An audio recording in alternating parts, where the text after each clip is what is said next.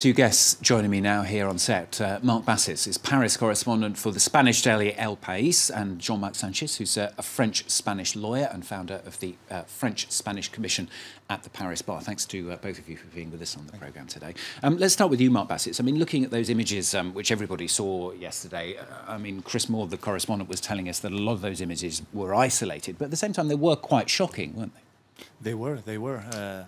The image that Spain sent to the world yesterday was not nice, and I think it has damaged Spain's image, and it has damaged particularly President or Prime Minister Rajoy's image, because it was the picture of people, and let's forget about all the legal arguments and constitutional arguments that we have been having for weeks, and I would say years, but it was the picture of people peacefully trying to vote, or at least to express an opinion, which was mainly, as we saw in the results, for the independence of Catalonia, and police and Spanish police using a force which was visibly excessive and disproportionate.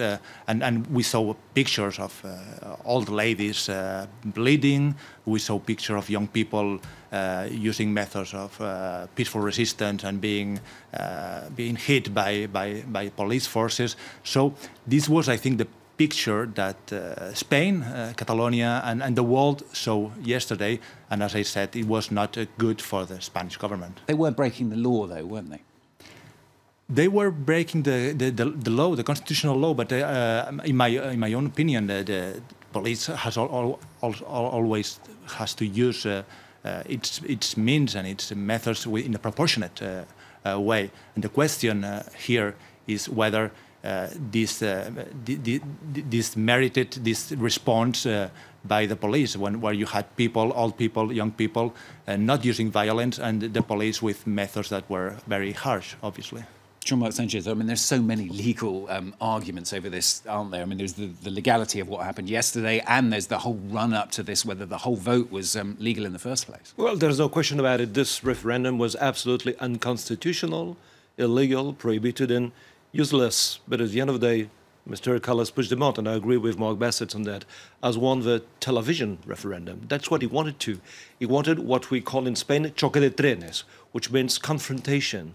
And he had it. But you can check one interesting point. This has happened, and you've seen the same images all along the day on the television in France or in Spain, on France 24 or other networks. It only and mostly happened where the Mossos d'Esquadra, the local Catalan police, did not actually do what they were supposed to do.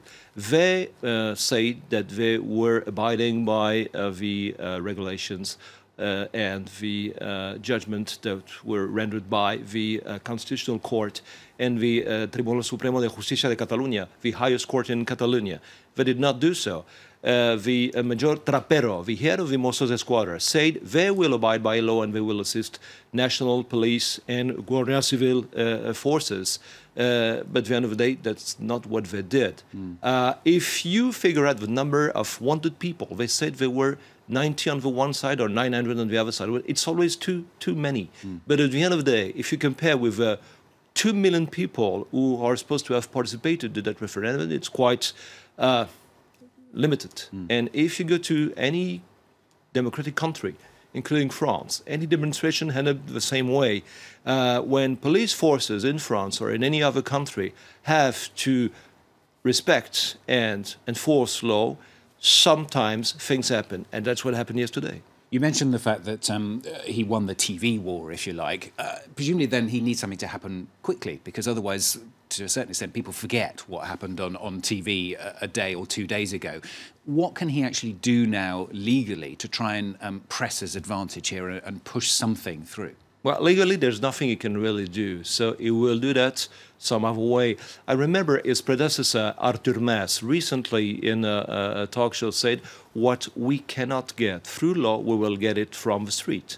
And that's exactly what the Cataloneers are doing now. So they figure out, as if they were the victims, the good Catalans against the bad Spaniards. And that's what mostly has been shown out around the world on TVs, newspapers, and medias.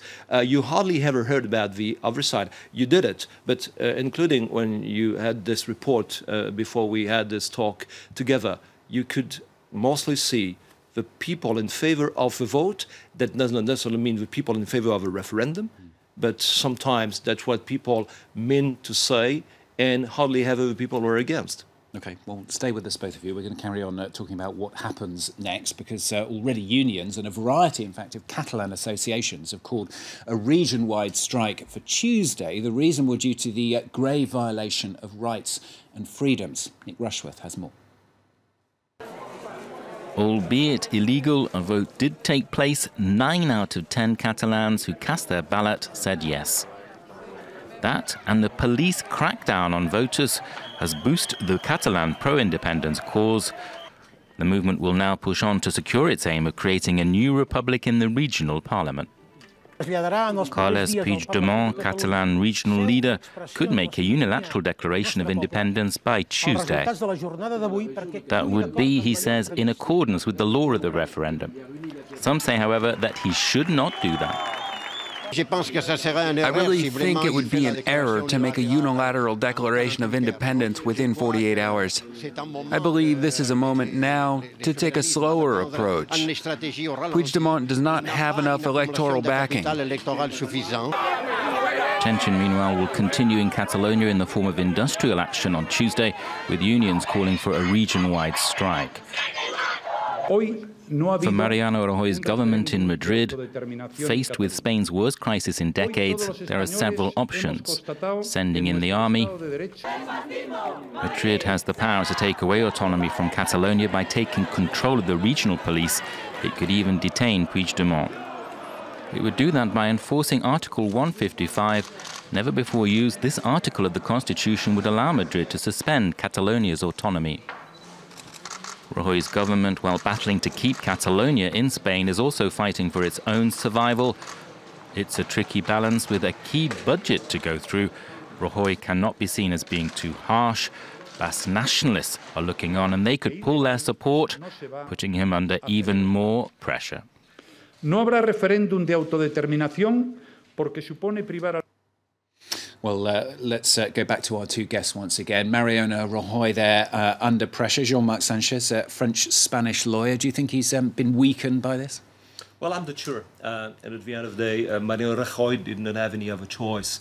The Constitution provides that if the Catalan authorities do not abide by the Carta Magna, which is the Constitution of Spain, that has been voted and approved by all and any region, including Catalonia, through referendum in 1978, they can suspend the Constitution through Article 155, and that's what he could eventually do. The other option will be to apply the Ley de Seguridad Nacional, the national security law. That will be the last exit of the Spanish government. So we have to look very carefully about what will happen in the next few days or hours, and I hope there is still an option for dialogue, but we're not sure. And Mark Bassett's from El País. I mean, dialogue seems to be what everybody's saying should happen, but it's after, particularly those scenes we saw yesterday, whether the two sides are actually going to be able to get together and sit down around a table, isn't it? Every day is more difficult because both sides are in their own line, and every new step that they take. And yesterday was the perfect example. The Spanish government took the step of a harsh police response. The Catalan government the Catalan president hinted that there would be a unilateral declaration of independence. So every new step makes it more difficult to take a step back, which is what they need to do if they want to have a dialogue. On the Spanish side, on the Rajoy side, it's the law, the constitution, the rule of law. But there is a political problem, obviously. And it didn't start yesterday or even a month ago. It started 5 years ago. We could say it a long time ago. And never from the Madrid government there was they tried to give a political response and to negotiate a new place for Catalonia in Spain, which is what at the beginning of this process, when there were few independentistas, because 10 years ago there were 10 or 15% of independentistas, that was what the majority of Catalans wanted. And I think that yesterday the independentist side widened their support with what happened yesterday. And presumably everybody's going to be listening very, very carefully now to find out what those politicians are going to say next, because that's going to be crucial to what happens on the streets. And we mentioned there's going to be those union demonstrations tomorrow. How big they are and what scale they are, it could be crucial as well. Yes, I think there are two things that we have to watch in the next hours or days. One is what happens with the Declaration of Independence that supposedly the Catalan Parliament could take, and then is the general strike that they want to do tomorrow. We will see. I think in general, I see that the Catalan society, the gap between the Catalan society and the rest of Spain is widening, and we have to see if the politicians from both sides start to talk, which is what they should have done for a long time, I think. OK, well, Marc Bassett from El País, thank you very much for being with us. Jean-Marc Sanchez is going to stay with us for the next half hour as well. We're going to broaden the discussion to talk about the role of Europe as well. So he'll be back in the next half hour. In the meantime, though, just why is Catalonia so important? Well, it is, of course, an industrial hub that is more prosperous than much of the rest of the country. And it also has its own language and culture and a high degree of autonomy. Nick Rushworth reports now on what the Catalans already do on their own and what full independence would mean for them. The question for Catalans in this referendum: do you want Catalonia to become an independent state in the form of a republic? Those wanting Spain to remain intact say Catalonia already has broad autonomy, along with 16 other regions, including the Basque Country in the north. A regional parliament rules on health, welfare and education policy. Schools, for example, teach in Catalan. Less than 3 hours a week is taught in Spanish. Teachers, doctors and public sector workers are required by law to speak in Catalan in the workplace. And the region has its own police force, the Mossos d'Esquadra. But the region's activists want more. At the height of the economic crisis, the Catalan government demanded the right to collect and spend taxes as they wished. Spain's Prime Minister, Mariano Rajoy, refused. Now the economy is growing, the government might be willing to talk, but many in the pro-independence camp say it's too late. They want a new republic to get rid of the king and to make their own foreign policy. Brussels, meanwhile, has said an independent Catalonia would have to start from scratch to seek EU membership. That would come up against a major hurdle. Spain could use its veto. Watching live from Paris here on France 24. If you're just tuning into the programme, let's bring you up to date with the latest headlines. 90% in favour of independence for Catalonia, with a turnout of over 42%. Those are the results, according to the Catalan authorities, after a day of violence at a series of polling stations. And the Catalan leader says citizens have won the right to an independent state in the form of a republic. Spain's Prime Minister, Mariano Rajoy, though, saying there's not even been a self-determination referendum. We're carrying on covering that for you in the next 40 minutes, non-stop, in fact, here on France 24. We're going to have a look at the business angle of our top story now. Delana de Souza is with us here in the studio. So, Delana, Spain demonstrating it won't let Catalonia go so easier. What is so important about the region? Well, Stuart, good morning. To put it simply, Catalonia is Spain's most prosperous region. It just has around 16% of the country's population, but contributes 19% of the overall gross domestic product. We're talking about roughly 1.1 trillion euros here. Catalonia also creates more jobs than the rest of the country. 13.2% rather is the unemployment rate in the country versus 17.2% in the rest of Spain. Let's also take a look at the GDP per capita figure. Over 28,000 there versus 24,000 in the rest of Spain. So clearly good figures on the surface for the Catalan economy. Yeah, real job creator, isn't it, looking at those figures? What sort of sectors are we actually talking about here, though, Delana? Well, there are a range of sectors. To give you some perspective, Catalonia drew in 14% of the overall foreign direct investment in the country. That's the highest after the capital, Madrid. Catalonia also exports a lot. We have 25% of the goods made in Catalonia were exported overseas last year, but 35% was sold to the rest of Spain. So this brings up the question, what happens to those exports to the rest of Spain if Catalonia were to gain independence? Also, what happens to Catalan exports to the rest of the European Union if it gains independence?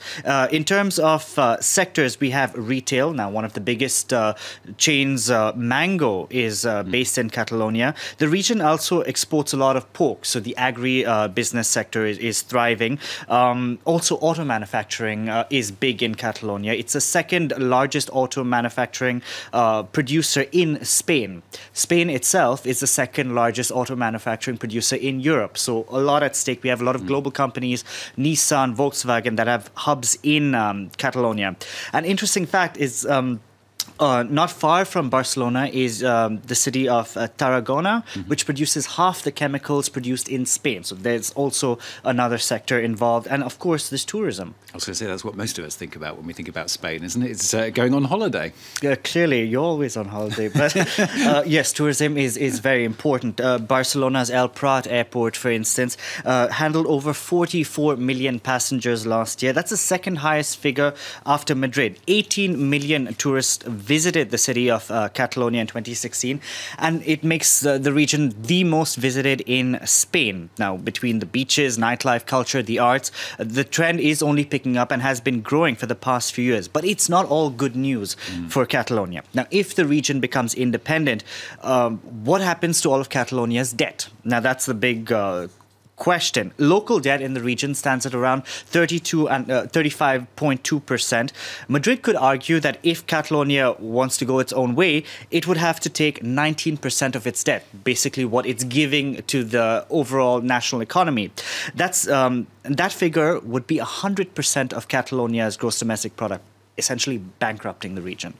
So what about the rest of the world in comparison to this, Delano? Has the referendum actually affected the markets at all? We'll have to see how Europe opens in the next hour, but over in Asia this Monday, we have the Nikkei that is trading in positive territory. The only market actually open this Monday. The other main indices in the region closed for various public holidays. There was good news for the Japanese economy. The Bank of Japan released the result from its Tankan survey, and it showed a business confidence among large manufacturers has improved over the past 3 months. Some good news to finish there with Delano. Thank you very much, Delano D'Souza, looking at the business. Alison Sargent is also here, looking at how the press is reacting to the events. Starting with some front pages, aren't you, Alison? That's right, Stuart. Front pages from Catalonia, where they are largely condemning Madrid for the violence that we saw in the streets yesterday. We can start with the front page of La Vanguardia. They say the government represses the 1st of October. That's a shorthand that they're using, that many Spanish media are using today. For the referendum, they say 1-0 for October 1st. Another Catalan paper that's more strongly pro-separatist, Ara, also takes aim at Madrid. On their front page today, we see 2 images. You can see they're juxtaposing with the, quote, shame of the government's use of force with the, quote, dignity of the Catalan voters. You've had a look at Spain's national press, haven't you? A lot of them criticising the Catalan government, saying they are basically to blame for this violence. Right, a lot of national papers are reminding us that this referendum was illegal to begin with. We can take a look at the front page of El País. They say the government uses force to prevent the illegal referendum, and the paper says that the Guardia Civil had really no choice but to enter polling stations by force due to what they call the passivity of the Catalan police force, the Mossos. Spain has announced that they are investigating the Mossos for refusing to comply with orders from Madrid to stop the poll from going forward. And many conservative Spanish papers today are coming down really hard on the Mossos. They're applauding the Spanish government. They blame the Mossos for the violence that was carried out by the Guardia Civil. You can see a confrontation between the Mossos, an officer from the Mossos, and a member of the Guardia Civil on the front page of the conservative paper ABC today.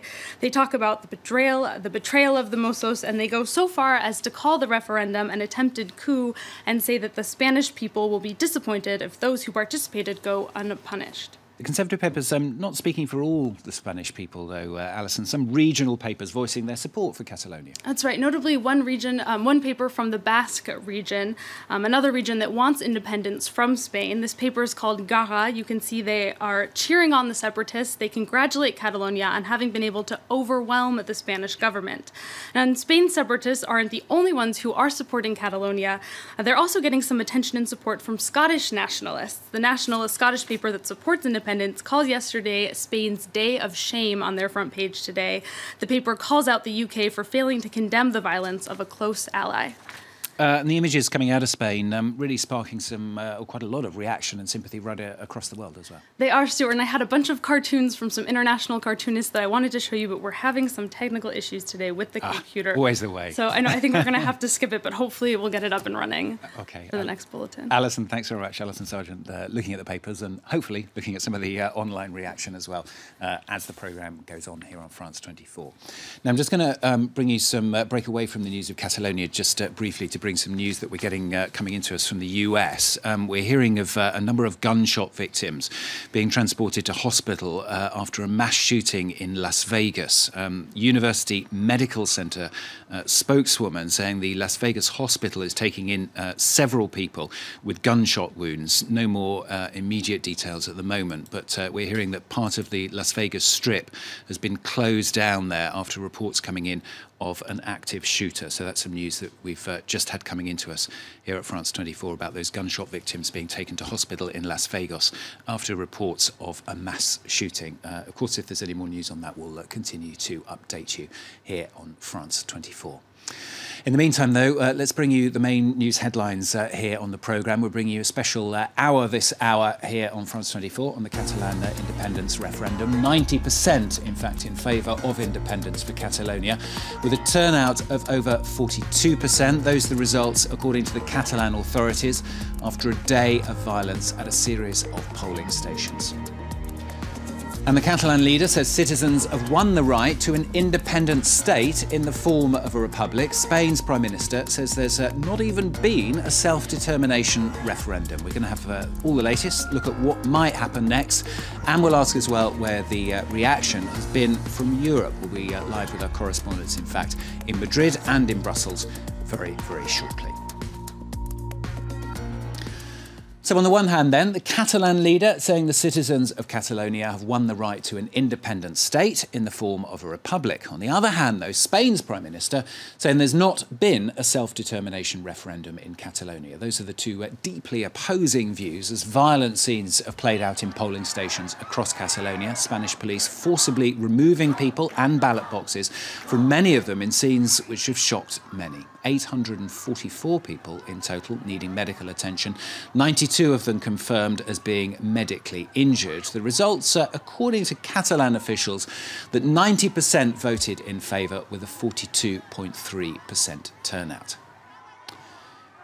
Well, the day then brought people out onto the streets, not only in Catalonia, but also elsewhere in Spain, in support of those trying to cast their vote. Alex Jennings reports now. Begins with the latest demonstrations last night, in fact, in Barcelona itself. Thousands gathered here in Barcelona, Catalonia's capital, on the most historic day the region has seen in decades, standing in solidarity with the hundreds of people who were injured as riot police clashed with people gathered to vote on whether Catalonia should split from Spain. Violence is intolerable. This makes us think Spain is a state that isn't good for us. A state that beats your grandparents, your elderly, the state that beats so violently. You saw in the videos how they beat and blocked people. This isn't tolerable. The victims are here. We are the victims. The more than 700 people who went to hospitals. Those are victims and not the others. And here we have not been able to vote. We have to run from one place to another to go and vote. What is that? We are not criminals. We're not thieves. We're not corrupt like they are. We only wanted to vote. 600 kilometres away in Madrid, Spaniards also gathered in a show of support for the Catalan people's right to vote in an independence referendum the Spanish government had declared illegal. We have come here to ask for two things: the right for Catalonia and any population to decide, and to protest against the repression which was expected and which we have all seen today. In both cities, a cheerful atmosphere. But with the central government and Catalonia's pro-independence government at loggerheads, what lies in store for Spain and for Catalonia now is uncertain. For the region and the country at large, this vote marks an entrance into uncharted territory. So what happens now then? Well, the Catalan leader saying his government will now send the results to the Catalan parliament so it can act in accordance with the law of the referendum, as our guest was saying earlier. Well, the law of the referendum, though, foresees a unilateral declaration of independence if the majority votes to leave Spain. But that law has been deemed unconstitutional by Madrid.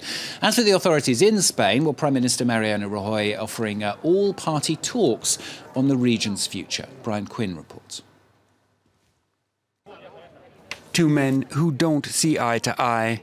For months, Catalan leader Carlos Puigdemont and Spanish Prime Minister Mariano Rajoy have waged a war of words through official declarations. As the votes were counted in Catalonia's banned referendum, Puigdemont said the door was open for his region's independence from Spain. On this day of hope and suffering, Catalonia's citizens have earned the right to have an independent state in the form of a republic. The vote had been ruled illegal by Spain's constitutional court. For Rajoy, it never even happened. There has been no referendum on self-determination in Catalonia today. Today, all Spaniards have seen that our rule of law is still strong and in force, that it responds to those who breach it. The two leaders offered markedly different interpretations of a day that saw long lines outside some polling stations, with ballot boxes spirited in, shrouded in bags to disguise them. A violent crackdown by Spanish federal police followed. Polling stations raided, ballot boxes seized. Over 300 stations were shut down, despite efforts by demonstrators and firefighters to keep them open. Catalan officials said more than 800 people were injured as Spanish riot police used batons and rubber bullets to disperse crowds. Peaceful demonstrators were beaten and dragged out of polling locations. It's a disgrace. I am Catalan. I am from Barcelona, and today it is the saddest day we've had in this city. We have never seen this level of repression. It looks like we're in the Franco era. This is like a dictatorship. Despite the crackdown, Catalonia's government says an estimated 2.25 million people out of the region's 5.3 million registered voters cast ballots in the referendum. They say the yes vote won by 90%. Well, we're going to cross live to Madrid now, speak to our correspondent who joins us from there, Sarah Morris. Sarah, what's the next step then as far as Madrid is concerned? Well, they will be waiting to see if that unilateral declaration of independence is made by the Catalan government. That may force them to step in. They may likely use the courts as they've done before, because Carlos Puigdemont has been suggesting that he might go to the Barcelona parliament as early as Tuesday, tomorrow, Wednesday, sometime this week. And that would mean that there would be a proposal, it would look like, for a law. That could be repealed, taken to the Constitutional Court, as we've seen in other cases. But if the Catalan government did steam ahead and declare independence, Mariano Rajoy would be left with the decision as to whether he would intervene, and he might use what is being known in Madrid as the nuclear option. Article 155 of the Spanish Constitution allows the central government to take all necessary measures if a region is exceeding its powers or not meeting its obligations. Already the government has overtaken the running of the finances and is paying civil servants directly, making payments to suppliers directly, and has been doing that since this referendum law was passed to make sure money wasn't spent on the referendum law. The government is now pushing very strongly for regional elections. They would like to see another set of people in the palace in Barcelona in order to start talks with somebody else. Sarah, what about talking here? I mean, I don't know whether it's just gone beyond this point, but a lot of people saying and looking at that violence yesterday and saying the only way to solve this is to talk. That's exactly what the socialist opposition leader Pedro Sánchez said last night. The Prime Minister Mariano Rajoy, in his speech yesterday, he did say his door was open for dialogue, but he's made it clear in the past that the dialogue cannot be referendum or referendum as he sees it. He says the Spanish constitution doesn't allow it. And if you look behind me, there's a lot of Spanish flags that have sprung up spontaneously across Madrid, across other parts of Spain. and that's a sign that perhaps the Prime Minister knows what he's doing. He's tapped into a new nationalist fervour throughout Spain, and those people may feel that giving into what they see as the blackmail of Catalonia is not the right solution. One of the things, of course, that the Catalan government would like to have is the power to raise and retain its own taxes in the same way that the Basque region does, and that may be one of the first things that's on the agenda at a parliamentary commission that's been set up by the Socialists, which will involve all deputies. That may be one way out to this crisis, talks to thrash out some solution that could pass through the Spanish Parliament. Sarah, thanks very much. Sarah Morris, our correspondent, joining us there live from Madrid. As you saw, though, we've talked a lot about the future, and we're going to flip it on its head slightly now. Talk about the past. My guest is back with me, Jean-Marc Sanchez, who's a French-Spanish lawyer and founder of the French-Spanish Commission at the Paris Bar. And also joining me here on set is Doug Herbert, our international affairs commentator. I know you wanted to put this in a bit of historical context for us, didn't you? Well, let me get back 500 years ago. This is where it comes from, because nobody asks the only question, why do the Catalan want independence? 500 years ago, Spain was liberated during the Reconquista. Then Spain became, by the time, during the following 2 or 3 centuries, the most powerful country on earth, ever. But Spain has lost all its colonies from the end of the 18th century until the end of the 19th century. And the last one was the war against the United States, the War of Cuba in 1898. Most of the people who were in Cuba at the time were from Catalonia, from Barcelona. There is a little area in Barcelona called the Pequeña Habana, the Little Havana. And they have lost most of their economical investments in Cuba. Right after this, Spain lost the Philippines, and then it started with the Generación del 98, the generation of the 98, which was a major gap in the Spanish history. It ended 3, 4, 5, 6, 7 years after this in the troubled time of the early 20th century of Spain that ended up with the Spanish Civil War. And there is one interesting thing. Right before the war, right before the Spanish Civil War, there was the proclamation of a republic when the grandfather of the actual king, Philip VI, Alfonso XIII, left to Rome. The republic was proclaimed, and at the time, the Republicans have granted to some of the oldest regions of Spain, including Catalonia, some specific rights. The problem is that these rights were only enforced during that period of time because Catalonia has never been an independent state. It was always part of something, part of the Kingdom of Aragon. There was no Kingdom of Aragon in Catalonia, only Kingdom of Aragon, where Catalonia was a part of it. It was a part of something, but it has never been a state in itself. They only had 14 years of tentative independence between 1700 and 1714, when Barcelona was destroyed after the siege of the French and Spanish armies, where the Bourbons came back on the throne, and when the ancestor of the actual king, Philip V, took over power. What the Catalans want today is to come back to the constitution, the statute they had during the Republic before the war, but it will never be allowed. Why? Because Franco didn't want it. Why? Because Franco was an enemy of the Catalan independence, and the Catalan have been the never-ending enemies of the Franco regime. That's the reason why they want to get back to something they never really had. So, Doug, do you think that's why it's so fractured then, and why there are so many different groups in Catalonia who basically don't agree? Well, you know, you could quote what a lot of the Catalans, at least the separatists from their point of view, they do see almost a direct link between, what Rajoy is doing today and Franco was doing. I mean, obviously there are degrees of magnitude here, but from a certain point of view, a certain standpoint, they are both basically men who are very authoritarian, centralizing instincts, even with a bit of Castilian arrogance thrown in from some of the Catalans' point of view, bent on grabbing back power and making sure that it doesn't devolve too much. That said, I think you also have to add into the Catalan mix, you have 17 autonomous regions in Spain, and they were all granted greater autonomy under the post-Franco constitution.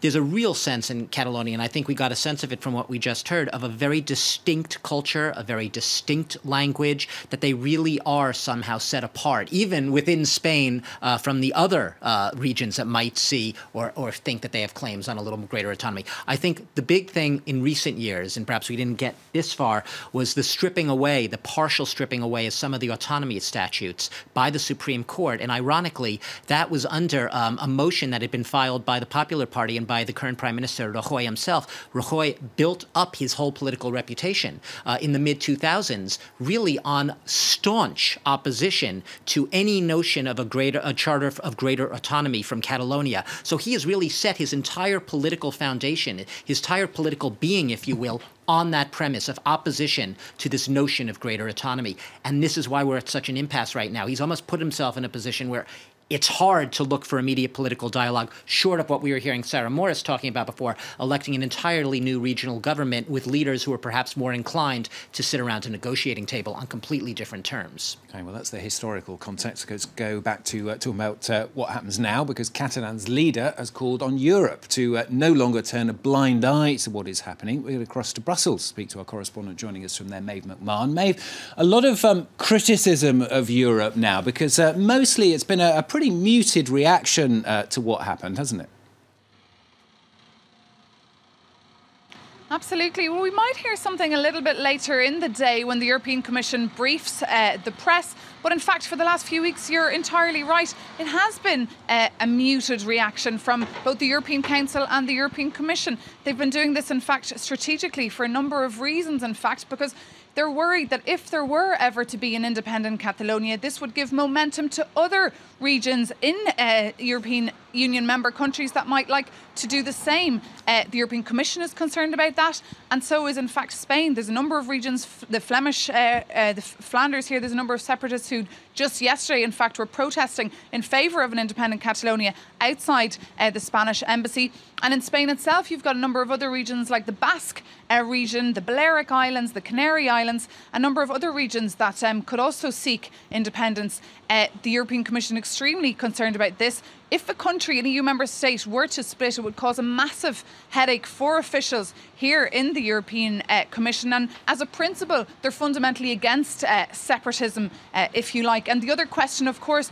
would be, what would happen if Spain were to veto an independent Catalonia re-entering the European Union? Again, this would cause massive uncertainty for the bloc. Maeve, if they did want to do something, Europe as a whole, I suppose, I mean, is there anything they actually can do? Well, I'm sure if the European Commission did want to become a mediator between Madrid and Barcelona, of course, it could do so. However, it's a very unlikely scenario. The European Commission is bound, of course, by EU treaties, and it's not in their legal mandate to get involved in the domestic affairs of a sovereign state. On top of that as well, the three heads of the European institutions here, Jean-Claude Juncker, Donald Tusk and Antonio Tajani, are part of the same political family as Mariano Rajoy, who's from the Partido Popular. They're part of the European People's Party, so it's likely they've had a number of phone calls from Mariano Rajoy calling on them to be silent. However, other political families that make up the European Parliament have been very vocal, have been very critical. We heard yesterday from the Greens, the Liberals, the Socialists and the far left, all condemning the violence yesterday in Catalonia and calling for a political, not a police, solution. The Greens went a step further. They blamed Mariano Rajoy for the violence and they called on the European Commission to act as a mediator. They want, in fact, to see a debate, an emergency one, take place this week in Strasbourg with the presence of the European Council and the European Commission, institutions who normally are very critical and very vocal of violence taking place in other parts of the world, be it the Balkans, for example, or Venezuela, and therefore many very critical of why they're being so silent on this issue. Maeve, thanks very much. Maeve McMahon speaking to us from Brussels there. I mean, is that fair, do you think, Doug? I mean, a lot of criticism being levelled at Europe today. Well, look at the voices that have spoken out. They really, you could count them on your hands at this point. You know, yesterday we had the reports of, it was Belgium's Prime Minister, Charles Michel, who basically said, you know, he doesn't condone violence in any way as a way of solving problems and calling for political dialogue. We heard his Slovenian counterpart also make similar noises about the need to search for political dialogue, peaceful solutions, violence not being an avenue forward. We heard in Britain, pretty much silence out of the Prime Minister herself, Theresa May, but among the opposition parties, whether we're talking about the SNP, the Lib Dems, Labour itself, Jeremy Corbyn, a very vocal voice yesterday, all criticizing, very critical of the Spanish government, what they see as a very heavy-handed response. Obviously, Madrid would say that it had no choice because it saw Spain's constitution being violated, and that basically they were doing this in an unconstitutional, undemocratic manner.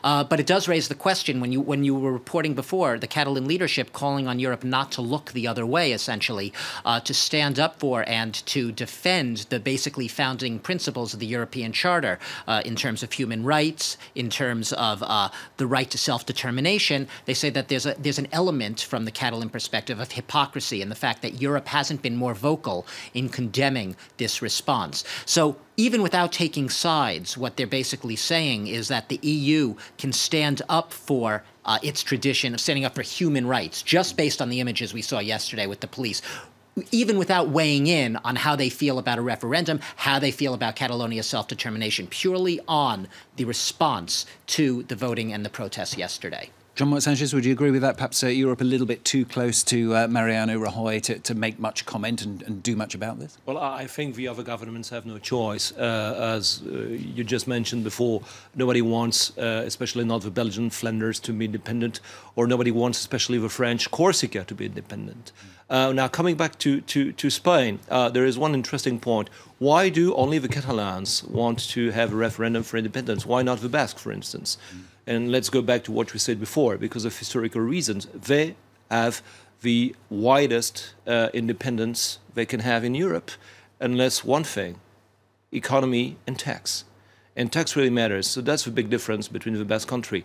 Forget about what happened with the ETA, with the terrorist movement.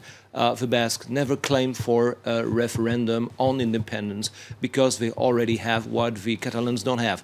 So I think that the position of the Spanish government today is only abiding by law, and none of the other governments in Europe can do otherwise differently. If not, they could face the same problems Mariano Rajoy is facing today. Same problems, Doug, could spread? We've talked about, we've noted them. We've looked in Italy. You can almost, I'd take country by country within Europe, countries which have regions which are relatively prosperous with respect to other regions within that country, and feel that they do not have enough control over their fiscal, the coffers, basically, the redistribution of wealth. That is, they pay out taxes to a central government. Those taxes are then redistributed among all the regions, and they feel like, hey, wait, we're contributing most of the prosperity of this country. Why are we getting such, from their perspective, an unfair redistribution of that tax money there? Look at Lombard in Italy. You could look at Flanders in Belgium. You know, we've seen the Scottish independence referendum that go down to failure recently. But it does raise that question naturally for any region that sees itself in a position of relative prosperity, which feels a distinct national culture linguistically, historically. Do they then have a right to self-determination? And can they, as has been done in Catalonia to a certain extent, from Madrid's perspective, can they do it by going around the Constitution? In other words, the right to self-determination, that right to exercise democracy, as they see it, in a sense trumps some centrally written up Constitution that they don't see as applicable necessarily to the people's right to vote in a referendum. Doug, thanks very much. Doug Herbert, our international affairs commentator, and Jean-Marc Sanchez, French-Spanish lawyer. Thank you very much for being with us on the programme. Now, Catalonia is, of course, crucial for the Spanish economy, as Delano was telling us a little bit earlier on. One of the richest areas. It's host to many major businesses. Charles Pellegrin has this report. The crowded beaches of Barcelona and the Costa Brava, the bustling thoroughfare that is Las Ramblas. Last year, these major Catalonian attractions were visited by 18 million tourists. The region attracts a quarter of all foreign visitors to Spain. But tourism isn't the region's only asset. For many, Catalonia drives Spain's economy. Several large companies have their headquarters there, like clothing giant Mango, some major banks, and chemical companies. No surprise then that the region is by far the largest exporter of the country. It represents a fifth of Spain's gross domestic product, just a bit more than Madrid. And while unemployment affects a little over 13% of Catalans, that figure is lower than the Spanish average. But some business interests are concerned that this could change with the independence referendum. For instance, Spain's central bank has warned that there could be a negative impact on growth. Some international groups, Volkswagen for instance, had threatened to move their production elsewhere after the pro-independence movement won regional elections 2 years ago. There would also be uncertainty with regards to Catalonia's relationship to the European Union, where 65% of its exports end up. Catalonia also carries a heavy burden, its debt, worth over 75 billion euros and 35% of its GDP. Ratings agencies have given it a speculative grade, meaning that Catalonia does not have direct access to financial markets. Charles Pellegrin there. Well, of course, Catalonia's independence movement is nothing new, as our guests were talking about just a few moments ago. In fact, it does date back centuries. The region gone through periods of autonomy and rule from Madrid. Siobhan Silk has a look at the history. An autonomous region that perhaps wants to be much more. Catalonia has its own language, police force, flag, government and president, but for many, that's not enough. The idea of independence began in 1898, when Spain lost its last colonies of Cuba and the Philippines. For the Catalan elite and for the Catalan Republican movement, it was proof that Madrid was failing to protect Catalan interests.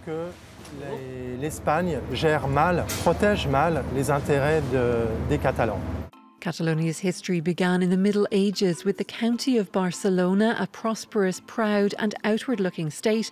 It remained largely autonomous for centuries, but after backing the losing side in a royal succession war in the 18th century, Barcelona suffered a year-long siege that left deep scars.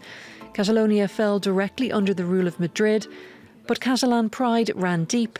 By the 19th century, it was the premier industrial region of Spain. The textile industry in particular made Catalonia a pioneer in Spanish industry, and that's one of the historical reasons for the cultural difference, becoming an industrialized and modern region in a country that was otherwise deeply rural. With industrial prosperity came a movement to revive Catalan culture, but the Franco dictatorship suppressed it. Books in the language were banned and burned. With Franco's death in 1975 and the return of democracy, Catalonia again became an autonomous region. Since then, it's continued to push for greater control of its own affairs. In 2006, Spain's socialist government expanded the region's powers, and for the first time the law called Catalonia a nation. The Conservative Party challenged this in court. 4 years later, Spain's Constitutional Court struck down the law. It said Catalonia was not a nation and its language couldn't supplant Castilian Spanish. The ruling sparked mass protests. The motto of this protest is, "We are a nation. We will decide our own future." We are telling the state and the Supreme Court that regardless of how many laws they adopt, here in Catalonia we feel we are a nation, and nobody can stop it. In the following years, celebrations on the 11th of September, the National Day of Catalonia, became a show of force for Catalan independence. In 2014, Catalan people voted in a non-binding independence referendum held in defiance of the Madrid government. Turnout was low, but the separatist vote won, and a year later, separatists emerged as the winners of the Catalan regional elections. Siobhan Silk with that report. Well, just before I leave you this, I'm going to update you then on that story we brought you about half an hour ago from Las Vegas. We're hearing now that at least 2 people have been killed and 24 have been injured with suspected gunshot wounds in Las Vegas. That's according to hospital spokesman. We've been hearing, in fact, that the authorities have swarmed the frontal strip at Las Vegas on the famous Las Vegas Strip. after those reports of an active shooter. We'll continue to update you on that story. Plus the other main news we've brought you over the last hour. We've been bringing you a special hour of programmes on the results from Catalonia. If you're just tuning in, 90% of people voted in favour of independence for Catalonia. Turnout was around about 42%. That according to the Catalan authorities after that day of violence at a series of polling stations across the region. We'll continue to follow that story, of course, as well. Right after the break, Eve Irvine will be with you very shortly. Do stay with us on France 24.